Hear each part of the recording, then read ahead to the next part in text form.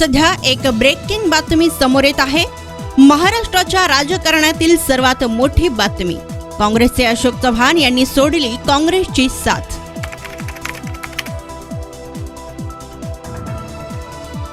अशोक चव्हाण यांनी आपल्या पक्ष सदस्यत्वाचा राजीनामा नाना पटोले यांच्याकडे सुपूर्द केलाय।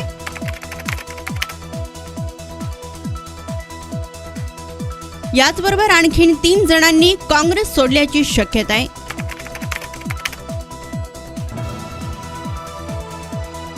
पृथ्वीराज चव्हाण यांच्या माहितीनुसार काँग्रेसच्या आणखीन 3 नेत्यांनी साथ सोडल्याची माहिती दिली आहे। यामध्ये विश्वजित कदम, मोहन हंबर्डे, सुभाष धोटे आणि जितेश अंतापूरकरांनीही काँग्रेसची साथ सोडल्याची माहिती आहे।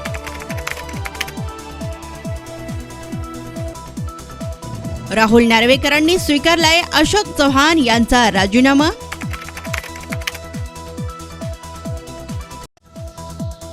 सकाळी 11:30 राजीनामा दिल्याची माहिती आहे।